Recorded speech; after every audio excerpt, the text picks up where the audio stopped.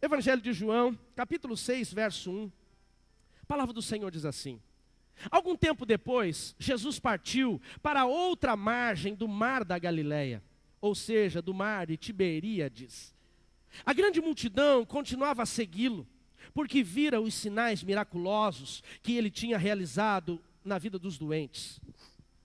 Então Jesus, ao monte, se sentou com os seus discípulos, e estava próximo à festa judaica da Páscoa.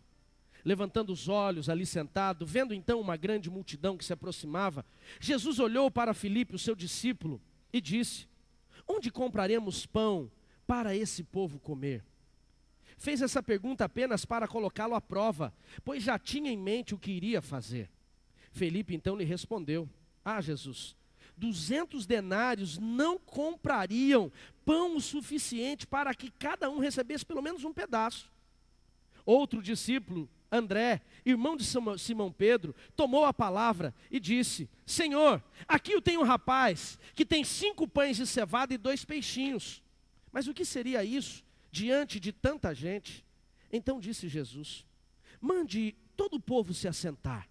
Havia ali grama naquele lugar e todos se assentaram, e era cerca de 5.000 homens. Se nós formos avaliar, homens, mulheres e crianças, passaria de 12.000 pessoas. Voltamos ao texto. Então Jesus tomou os pães, deu graças e os repartiu entre os que estavam assentados, tanto quanto queriam, e fez o mesmo com os peixes.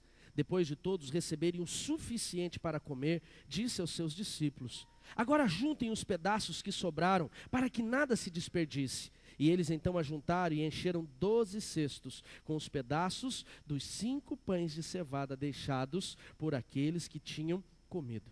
Depois de ver o sinal miraculoso que Jesus tinha realizado, o povo começou a dizer: sem dúvida, este é o profeta que deveria vir ao mundo. Você pode fechar os seus olhos, você pode curvar a sua cabeça.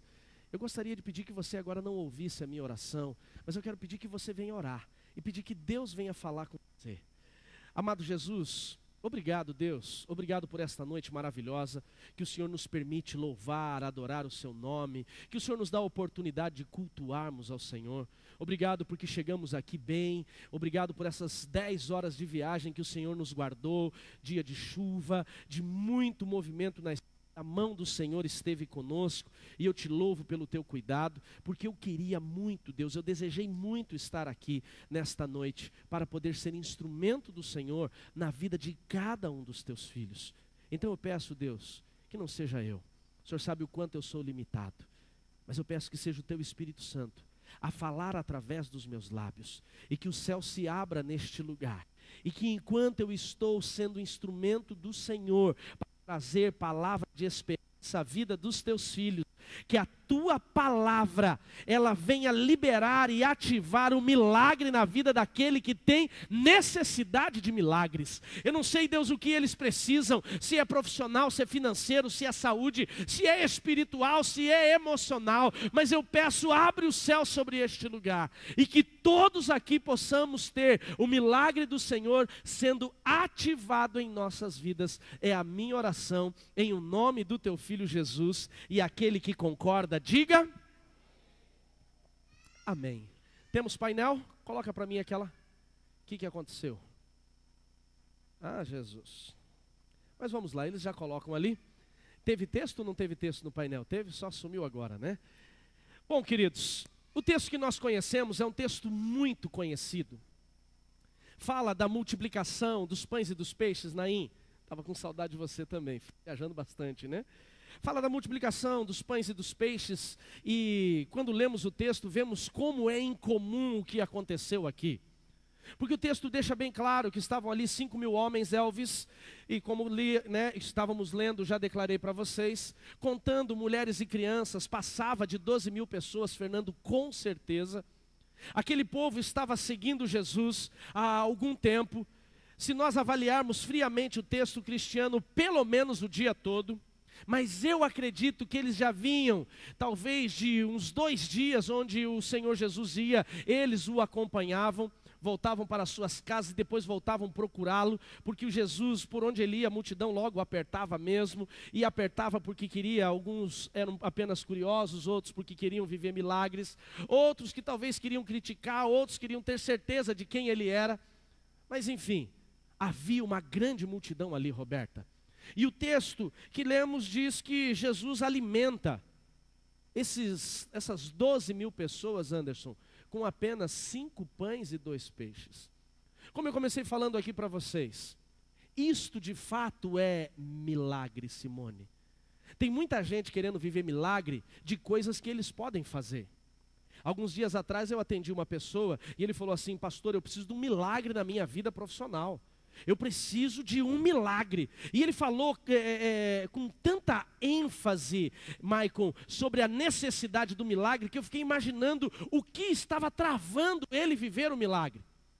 Eu falei: querido, é tão intenso. Ele falou: não, pastor, é só Deus mesmo. Eu falei: mas vem cá, você já procurou assim no LX, já foi no Cine, já procurou nessas agências de emprego, empresa de RH? Ele olhou e falou: é, pastor, é um milagre que eu preciso. Eu falei: não, eu estou falando agora outra coisa. Você já procurou? Ele falou: não, pastor, está tão complicado que não tem emprego. Você via aí, pastor, o jornal diz 13 milhões de desempregados. Eu falei: não, deixa eu perguntar. Você já procurou? Até a LX tem emprego, sabia disso? Aí ele não tinha, Michael, o que me responder. Porque na verdade, o que ele estava dizendo que era um milagre, não era milagre. Por quê? Porque era algo que ele poderia fazer. Mandar currículo, procurar, ligar, ir numa agência. Deus não pode, você consegue imaginar Deus sentado no céu, procurando numa agência de emprego, um emprego para você? Não, meu irmão. O que você pode fazer, Deus vai deixar para você fazer. Quem está me entendendo, diga amém. Tem muita gente querendo acreditar milagre naquilo que ele precisa fazer. Tem gente que está dizendo assim: o meu casamento é só um milagre. Na verdade não é só um milagre, é só você tratar a sua esposa bem. É só você começar a ser mais carinhoso, atencioso. Tem gente que fala assim: não, mas lá na minha empresa é só um milagre para eu permanecer. Posso dizer? É só você começar a trabalhar. Que tem gente que quer viver milagre porque ele não quer fazer, e aí ele acha que Deus vai fazer. Quando nós olhamos 12 mil pessoas sendo alimentadas por 5 pães e 2 peixes, aí sim é milagre.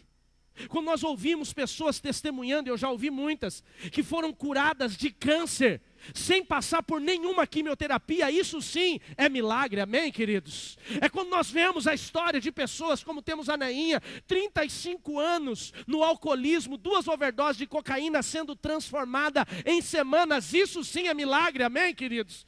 Por quê? Porque nós não podemos fazer, aí ele faz. Agora, aquilo que você pode fazer, não queira declarar que é milagre. E talvez você não vai ver resultado se você não começar a fazer. Porém, eu quero chamar a sua atenção nesta noite sobre como os milagres acontecem pelas mãos do Senhor. Quem de fato precisa viver um milagre nos próximos dias? Levanta a sua mão, quero ver. Depois dessa explicação a gente vê que diminui bastante a mão, né? Mas quem gostaria de ter milagres em toda a sua história? Levanta a sua mão. Opa, aumentaram as mãos, claro que nós queremos viver milagres. E tem situações que de fato, a outras pessoas pode parecer simples, mas para nós, Danilo, vai ser milagre mesmo. E eu entendo que Deus ele quer fazer. O texto que nós lemos aqui, começa dizendo que Jesus ele sentou em um monte, né? Eu creio que é um lugar elevado, não uma montanha, mas um lugar elevado, onde ele pudesse visualizar as pessoas, e ele começou a ver muita gente chegando. E as pessoas começaram a chegar e onde Jesus ia tinha culto, né, Will? Nós vemos que culto acontecia, porque Jesus parou e o povo começou a parar. Eles estavam esperando talvez começar logo o louvor, ele pudesse dar logo a introdução do culto, e eles já queriam ver já reteté, queria ver libertação, queria ver cura, queria ver restauração, queria ver milagres, queriam alguma coisa. E para a honra e glória do nome do Senhor Jesus, onde ele chegava acontecia de fato isso. Só que naquele dia, Jesus, ele talvez começou a sua reunião, o seu encontro, a sua celebração, o seu culto de uma forma diferente.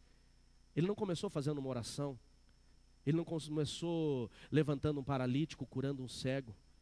Quando ele viu toda aquela multidão sentada, Jéssica, o texto diz que ele olhou para aquele povo, e lá em Mateus capítulo 14 conta a mesma história, de uma forma um pouquinho diferente, depois nós vamos ver as particularidades. Mas a Bíblia diz que Jesus, ele olha para aquele povo, tem uma compaixão por aquele povo. Olha para um dos seus discípulos, chamado Felipe, e disse assim: onde vamos comprar pão para toda essa multidão? A primeira lição que eu encontro nesse texto é que Deus, Jesus, o Espírito Santo, porque os três são uma só pessoa, eles estão preocupados sim com as tuas necessidades. Preste atenção comigo, avalia comigo. Aqueles homens, por mais que tivessem caminhado um dia, talvez um dia e parte de uma noite, não estavam tão longe de casa. E por mais que tivessem caminhado bastante, teriam condições de poder comprar talvez o seu próprio alimento. E se não pudessem, voltariam para as suas casas, e eu não conheço ninguém que vai morrer de fome por caminhar 2, 3, 4, 5 ou talvez 8 horas. Vai ficar fraco, mas ele vai conseguir caminhar. Mas Jesus, ele se preocupa com a necessidade daquele povo, que naquele momento nessa era apenas pão. Eu quero que você entenda uma coisa: se ele se preocupa com o pão de alguém que pode voltar para casa e comer normalmente, você acredita que ele não vai se preocupar com as tuas necessidades? Hoje, muitas pessoas, elas deixam de viver milagre, como eu falei, número 1, porque elas acabam banalizando o milagre, mas número 2, porque muitos acabam não acreditando que ele pode fazer milagres. Quantas vezes eu e você já encontramos pessoas doentes, e nós indicamos um bom médico, um bom especialista, e não conseguimos orar por elas, porque nós achamos, não, isso é difícil. Ontem eu estava no casamento, e depois que ministrei o casamento, chegou um senhor para me cumprimentar, e ele veio mancando, era um senhor perto de uns 70 anos de idade, seu Mauro. E ele veio, cumprimentou, falou do meu jeito meio diferente de ministrar casamento, né? Eu não sei se era elogio ou não era, eu espero que seja elogio, né? Ele falou, diferente, né, pastor? Eu fiquei pensando. Falei, o que ele quis dizer com esse diferente, né? Aí eu olhei para o pé dele, ele estava de sandálias e os pés dele estavam muito inchados. Sem brincadeira nenhuma, era mais ou menos esse tamanho assim. E eu, antes de perguntar qualquer coisa, perguntei para ele, o que aconteceu com seus pés? Ele falou, sofri um acidente de caminhão, era caminhoneiro, sofri um acidente de caminhão e nunca mais curou. Eu falei, há quanto tempo? 20 anos. Eu falei, o senhor acredita que Deus pode fazer um milagre? Ele falou, pastor, a gente está aí. Eu falei, antes da gente conversar, posso fazer uma coisa? Ele falou, pode. Eu falei, deixa eu orar pelo seu pé. Eu não sei se o senhor crê, mas eu creio que Deus pode curar. Amém, queridos? Depois que eu terminei a oração, ele falou, pastor, na verdade, os médicos querem amputar pelo menos um dos meus pés. Eu falei, só não vai perder o pé se o senhor crê que ele tem poder para agir. Você vê que até nessa hora a gente ouve meia dúzia de amém, glória a Deus, e o povo fica balançando a cabeça, falando, coitadinho, vai ficar sem pé. Até aqui a gente duvida. Amém, queridos? Profetiza para o seu Mauro lá em Presidente Prudente viver a restauração. Se Deus se preocupa com um pedaço de pão, e na verdade ele não se preocupou só com um pedaço de pão, ele se preocupou com o lanche completo, pão e peixe. Naquela época, meu irmão, era o Big Mac completo. Era Big Mac completo. Não, acho que era Madeiro, né? Meu irmão, peixe, pão completinho. Pastor, será que tinha água? Com certeza, né? Porque comia só o peixinho e o pão, a água já estava por ali, tinha uma fonte perto. Se ele se preocupa com o lanchinho daquele povo, ou com a refeição daquele povo, você acha que ele não vai se preocupar com o seu casamento? Você acha que ele não vai se preocupar com a sua condição financeira? Você acha que ele não vai se preocupar com a sua vida profissional? Você acha que ele não se preocupa com a saúde da sua família? E mais do que isso, você acha que ele não sabe do que você precisa? Nós temos que deixar a nossa incredulidade, o nosso ceticismo de lado. E nós precisamos começar a viver em fé, para que Ele venha manifestar o seu poder sobre as nossas vidas. Ele se preocupa com você. Talvez seus familiares já não se preocupam mais, talvez seus amigos já não se preocupam mais, mas Ele se preocupa. Se é uma necessidade de um milagre, Ele tem o poder para fazer. Amém, queridos? Segunda lição que eu aprendo nesse texto é que Jesus, Doug, ele chama a atenção dos seus discípulos para aquela situação. Tem coisa que nós vamos deixar tão banal em nossas vidas que nós precisamos que a nossa atenção seja chamada. No texto de Mateus diz apenas que Jesus viu aquela multidão e mandou os discípulos, Mateus capítulo 14 diz isso, que ele mandou os discípulos servirem comida para aquele povo.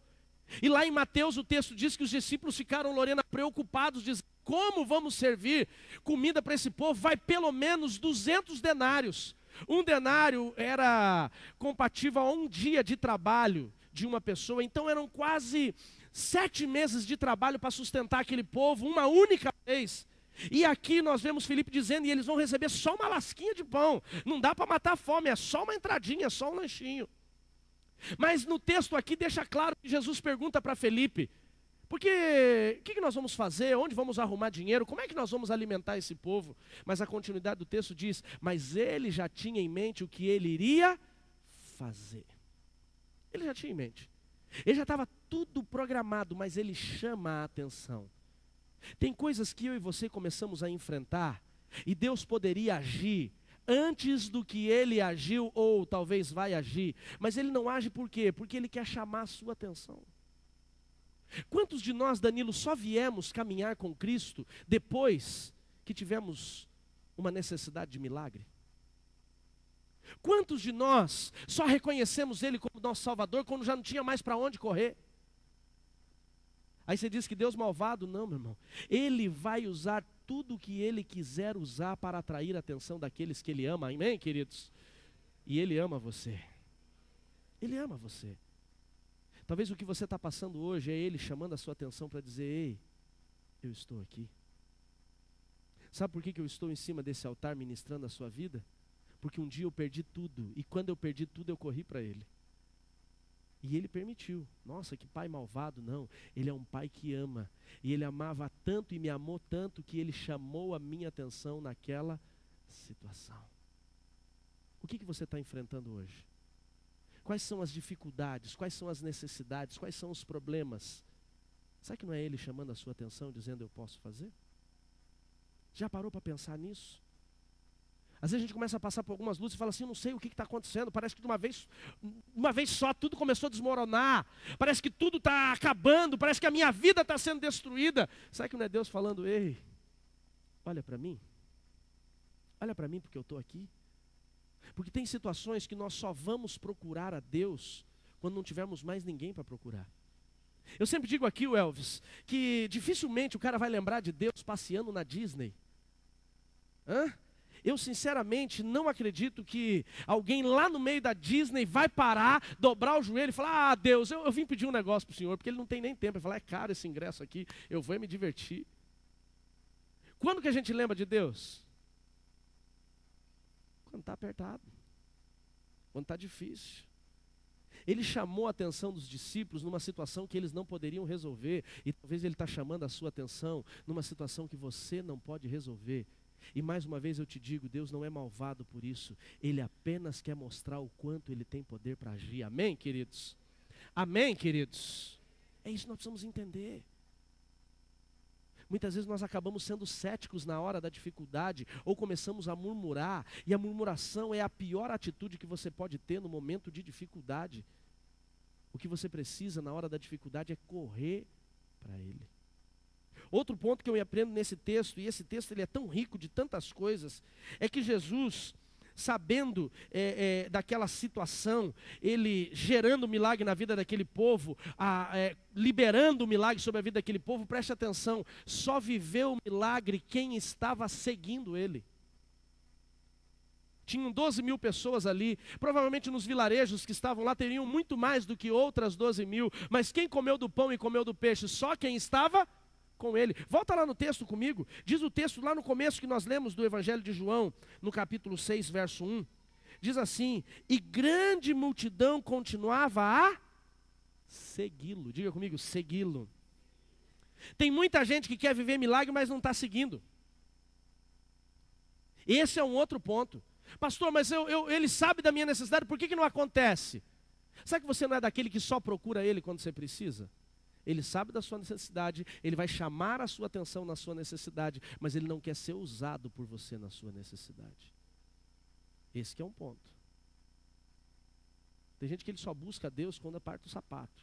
Fica 6 meses, 8 meses, 1 ano sem aparecer, aí quando a casa cai ele corre. Não. Ele faz um milagre na vida daqueles que estavam seguindo a Ele. Eles estavam juntos. O quanto nós temos seguido o Senhor. Amados, eu já falei, são milhares de aconselhamentos que eu já fiz. Milhares, quando digo milhares, é milhares mesmo. Para quem está aqui pela primeira vez, passou de 17 mil.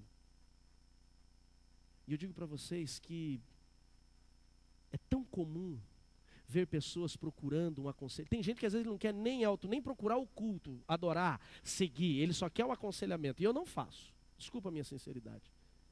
Pastor, fulano de tal precisa de um conselho. Vem no culto? Fala para ele vir no culto, me conhecer, depois que ele vier, aí nós vamos ver o quanto ele quer compromisso. Porque não vai acontecer milagre na vida daquele que não segue. Ah, pastor, mas eu conheço um amigo que ele foi na igreja uma vez, Deus fez um milagre. É que o Senhor é misericordioso, amém, queridos? Amém, queridos? Ele é misericordioso. Mas a continuidade nós temos que dar. Tem muita gente que brinca com Deus. Só brinca. Quem é pai ou mãe aqui? Levanta a mão, quero ver. Você ama seu filho, sim ou não? Seus filhos, claro que ama.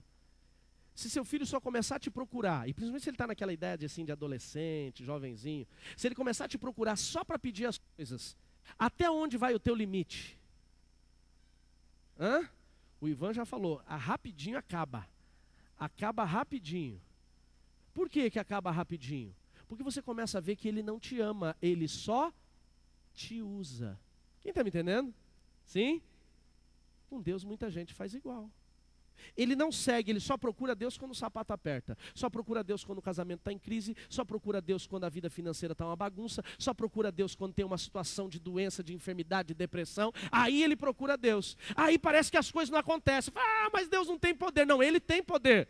Mas entendo, esse texto me leva a entender que se eu quero ter uma vida de milagres, não apenas viver um milagre ou outro, se eu quero ter continuidade do agir de Deus na minha vida, tem que seguir, tem que caminhar com Ele, tem que estar com Ele, não apenas de vez em quando. Porque tem muita gente que só quer usar Deus. E eu sei que nessa parte da palavra, pastor André, a gente fica meio desconfortável às vezes, né? E a pergunta que eu quero fazer é: você tem seguido ou usado a Deus? Ele conhece o seu coração. Tem gente que na hora do aperto ele diz assim: não, eu vou fazer um voto que agora toda semana eu vou para a igreja. Aí ele recebe milagre e não aparece mais. O que Deus é para você? Um banco? Que você só procura quando aperta o dinheiro? Um hospital de pronto-socorro que só procura quando você está muito doente? Quem é Deus para você? Uma terapia de casais que só procura quando teu casamento vai mal? Quem é Deus? Para mim, Ele é o meu Pai, o meu Senhor, amém, queridos? E por estar com Ele o tempo todo, por segui-lo o tempo todo, eu oro não para informar que eu estou precisando de algo, apenas para ativar o milagre na minha vida, amém, queridos? Porque esse é o papel daquele que caminha com Ele. Outra lição que eu entendo aqui, e aqui eu quero chamar a sua atenção para esses 2 últimos pontos que eu quero trabalhar, porque aqui ativa o milagre de Deus na sua vida. Inclusive eu quero te dar uma dica, escreve aí, anota. Talvez hoje você não está precisando viver um milagre, mas quando precisar, e eu espero que demore bastante, e se precisar, esses 2 segredos que esse texto ensina para nós, vão resolver todas as suas necessidades de milagres. Entenda o texto. A Bíblia diz que os discípulos vieram então a Jesus e disseram: olha, Senhor, nós não temos dinheiro, 200 denários, são 180, 200 dias, na verdade, de trabalho, vai passar de 7 meses, mas Jesus já sabia o que ia fazer. Lá no texto de Mateus, a Bíblia diz que Jesus pergunta: e o que vocês têm? O que você tem aí? E o texto diz, Samuel, que eles olharam e falaram: nós mesmos não temos. Eu, sinceramente, Olga, desconfio que eles tinham, Marcelo, mas eles estavam escondendo. Eu desconfio que eles tinham, mas eles não queriam dividir o deles. Sabe aquela coisa? Gente, se com gente de casa a gente já esconde, é ou não é? Quantos aqui, não precisa levantar a mão, estava comendo um chocolate, quando o irmão abriu a porta e colocou o chocolate inteiro na boca? Hã? Quem nunca fez? Não é? Eu lembro quando meu irmão começava a beber a coca, e lá em casa era uma garrafa de coca, né? Para 4, irmão, acabou. Hoje a gente compra 3,5 litros e tem de monte. Na minha é só assim, né? De muitos aqui era assim. Quando eu via que ele começava a tomar o dele rapidinho, eu dava logo um golão. Terminava a janta sem refrigerante, mas era melhor tomar o meu sozinho do que ficar sem, porque ele tomou a minha metade. E os discípulos, eu creio que agiram da mesma forma. Talvez eles esconderam deles. Falaram, tem um menino aqui, que ele tem 5 pães e 2 peixinhos. Eu não sei onde eu vi esses dias alguém falando, né? Provavelmente era um gordinho, né? Porque o gordinho sempre carrega comida, não é? Eu tenho um gordinho lá em casa, Ele está com um pedaço de pão na mão e perguntando, pai, tem mais? Se ele às vezes não está com um na mão, comendo o outro na outra e fala, já acabou ou tem mais um pouquinho, né? Para ter 5 pãezinhos e 2 peixinhos, ele talvez era rechonchudinho, assim, barrigudinho, igual o pastor, né? E os discípulos de Jesus tomam o pãozinho do coitado do moleque. Ele falou, nós não temos nada, mas tem um menino aqui que tem. E Jesus falou, tragam o que vocês têm. A minha pergunta é, se Jesus falar para você hoje, me traga o que você tem, o que você vai apresentar para ele? É muito ou pouco? A primeira pergunta. Eles trouxeram o pouco. Quando você apresenta, William, o pouco para ele, ou pelo menos você visualiza, qual é a resposta que você dá? Tem muita gente que quando ele tem pouco, vamos imaginar a cena, vamos esquecer os 5 pães e 2 peixes, vamos tocar assim, você tem 12 mil reais para pagar de dívida, e você tem 50 reais. O que você fala? Você nem fala. E se falar é para reclamar. Você está vendo, não? Olha o cara me cobrando 12, eu só tenho 50. Não dá. E logo começa a murmuração. É ou não é? Porque esses dias eu vi, porque fulano foi lá na igreja, ele deu testemunho, para ele o senhor dá, para mim o senhor não dá. E o que a murmuração é? É um louvor para o diabo. Toda palavra de murmuração vai louvar o inferno. E sabe qual que é o problema de você louvar o diabo? É que aquele que você louva, você atrai. Eu pergunto para você, o diabo quer te prosperar ou quer te arrebentar? Só que nós somos tolos. O povo de Israel ficou 40 anos no deserto. Eu não sei por que eu estou falando de murmuração, que não era para entrar bem nisso. Mas Deus sabe. O povo de Israel ficou 43 anos no deserto. Por quê? Porque murmuravam. E até agora nós não aprendemos ainda que a murmuração seca a nossa vida. Traz seca, miséria. Você acha que deserto é bom ou é ruim? É bom ou é ruim? É ruim, meu irmão. Mas se você começar a murmurar, você vai atrair o deserto na sua vida. Vai secar a sua vida. E muitas vezes nós não entendemos isso. Mas voltamos para o texto. Jesus, ele pede para aqueles homens, tragam o que vocês têm. E eles trouxeram. E aqui está o segredo, pastor Dodô, de tudo que você precisa para viver milagre. Quem quer viver milagres de Deus, dá uma glória a Deus. A primeira coisa que nós precisamos entender, Mateus 14, 17 diz, e o Senhor Jesus tomou os 5 pães, e os 2 peixinhos, e levantou seus olhos aos céus. Já falei para vocês das traduções erradas do português. Quando você vai na Septuaginta, lá no original do grego, o texto diz assim, e o Senhor Jesus, lá em Mateus 14 está assim, na Septuaginta, ele pegou os 5 pães e 2 peixes, olhou aos céus e orou. Só isso, pastor? É só isso, mas nós não fazemos. Se queremos viver um milagre, a primeira coisa que nós precisamos para ativar o milagre é apresentar a Deus em oração. Eu pergunto, quantos de nós temos necessidade de milagre no casamento, na vida profissional, na vida financeira, e o quanto nós temos investido de tempo em oração? Eu não estou dizendo que você tem que pedir para outros orar, eu estou dizendo você. Quanto tempo você para orar pelas suas necessidades? Tem gente que acha que tem que orar uma vez. Não, orei uma vez, está bom. Entenda uma coisa, a tua oração, ela não serve para informar Deus que você precisa, porque Ele já sabe. A tua oração não serve para lembrar Deus do que você precisa, pensando que Ele já esqueceu, porque Ele não esquece. A tua oração não obriga a Deus a fazer. Sabe quando Deus está no céu e fala, não quero fazer. Começou a orar, não acredito que ele começou a orar. Agora eu vou ter que fazer. Tem gente que acha que é assim. A tua oração não obriga a Deus a fazer o que você precisa. O que a oração então ela faz? A oração ela ativa o agir de Deus na sua vida. Como ativa? Deus ele é matéria ou é espírito? Matéria ou espírito? Espírito. Vamos todo mundo junto? Matéria ou espírito? Ele é espírito.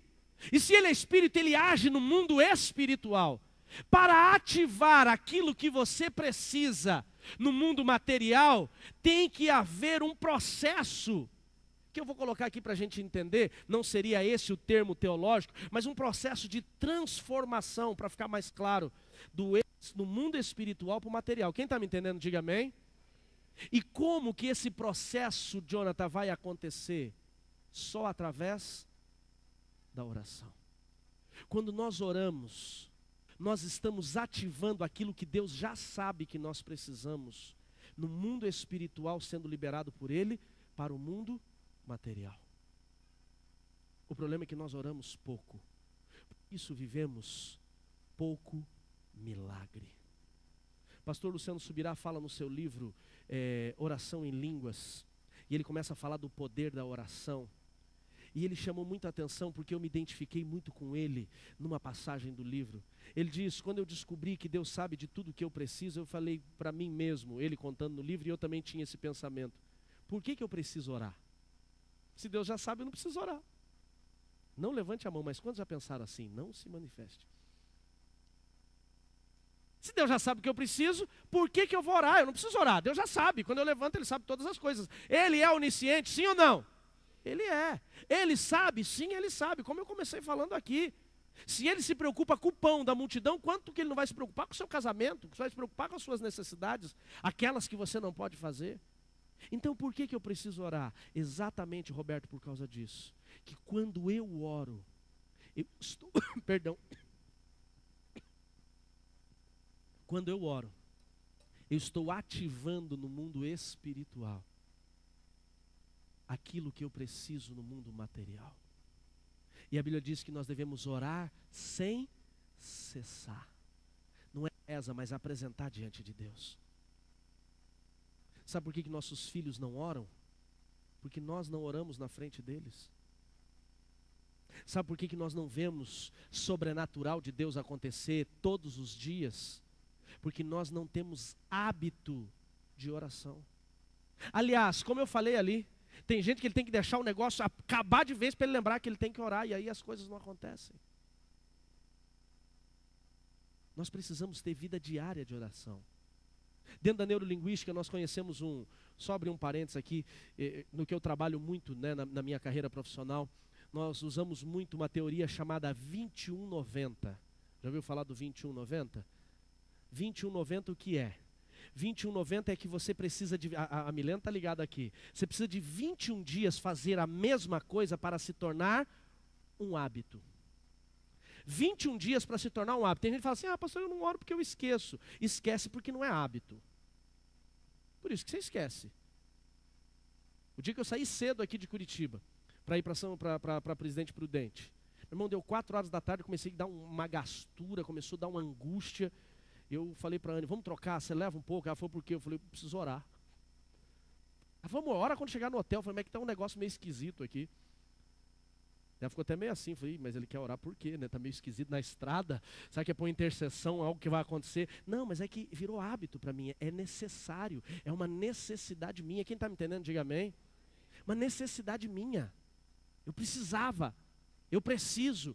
Por quê? Porque durante 21 dias, sem interromper, vira hábito. Agora é 21,90. Mas se eu fizer 90 dias, vira estilo de vida. Tem muita gente que quer parar no hábito. Não, você tem que fazer estilo de vida. Oração tem que ser estilo de vida. Diga comigo, oração. Diga, oração tem que ser estilo de vida. Pastor, o que é estilo de vida? Tem que fazer parte da tua vida.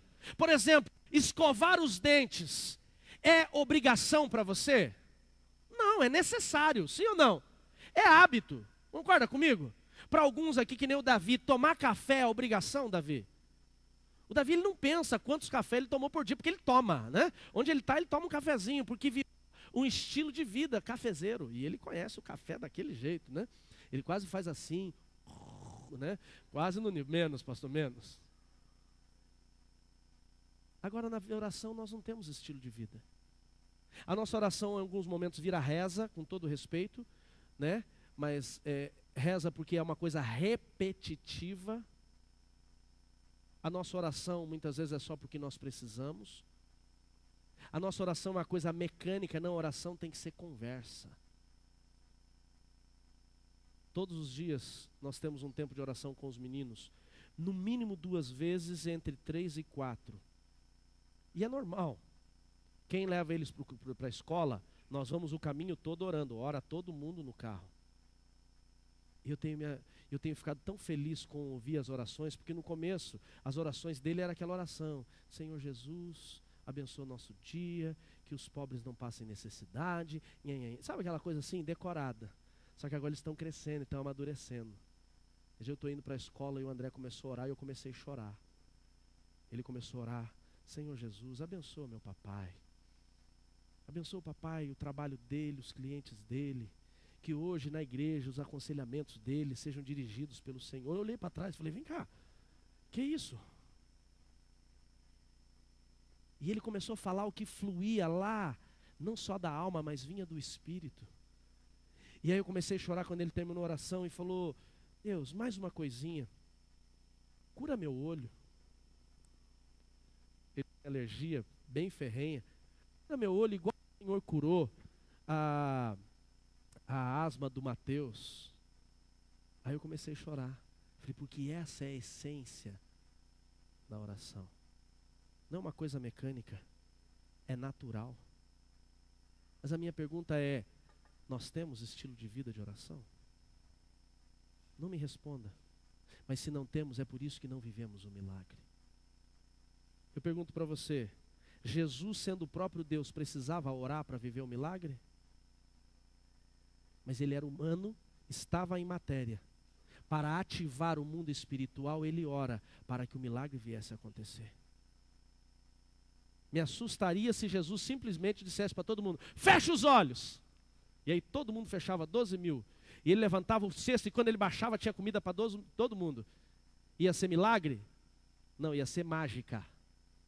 Jesus não faz mágica. Só faltou ele falar alakazam, alakazinho. Não. Ele levanta o pouco que ele tinha diante de Deus e apresenta em oração. Para eu poder fechar esse ponto e a gente concluir, a minha pergunta é: o quanto você tem apresentado o que você tem diante de Deus em oração? Nós vamos fazer isso hoje. Colocar a sua situação diante de Deus. Está aqui minha vida profissional. Está aqui meu casamento. Tem gente que passa crise pelo casamento, mas quantas vezes você apresentou a tua aliança diante de Deus e falou: Deus, não aguento mais do jeito que está. Não é você pedir oração para os outros. E eu não estou me negando a orar por ninguém. É minha vida essa, eu amo isso. Mas não adianta eu orar por você se você não ora por você mesmo. Nós temos que mudar isso. E o último elemento, a Bíblia diz que o Senhor Jesus, ele... Olha para mim aqui, querido, não perde atenção não, fica aqui. Ele tomou aquele pão, apresentou diante do Senhor, em oração, e deu? O que é dar graças? Agradeceu. Mas ele agradeceu porque tinha muito? Ele agradeceu porque tinha pouco. É meio incoerente isso, não é? Você já parou para pensar? Que é meio incoerente? Agradecer pelo pouco? Pois aqui está o segredo. É você agradecer pelo que você tem, não simplesmente murmurar pelo que você tem. Já falamos sobre isso. Tem muita gente, quando ele tem pouco, ele começa a murmurar: está vendo, Deus, olha aí, está faltando de novo, o Senhor não vai fazer nada. Uma vez eu vi numa igreja, o cara chegou lá para a igreja e falou: coloca as suas necessidades diante do Senhor, a sua doença diante do Senhor. E aí o povo colocou. Aí ele fez uma oração, terminou e falou: quantos aqui receberam o milagre agora? Um outro levantou a mão, a grande maioria não. Ele falou: então vem agora, bem pertinho do altar. E o povo chegou no altar alto. Ele falou: coloca teu ombro contra o altar. Aí o povo colocou e falou, agora começa a empurrar. Eu falei, o que esse doido quer fazer? Aí ele fechou o olho e falou, tá vendo, Deus, o povo está te colocando na parede, ou o senhor faz, o senhor faz.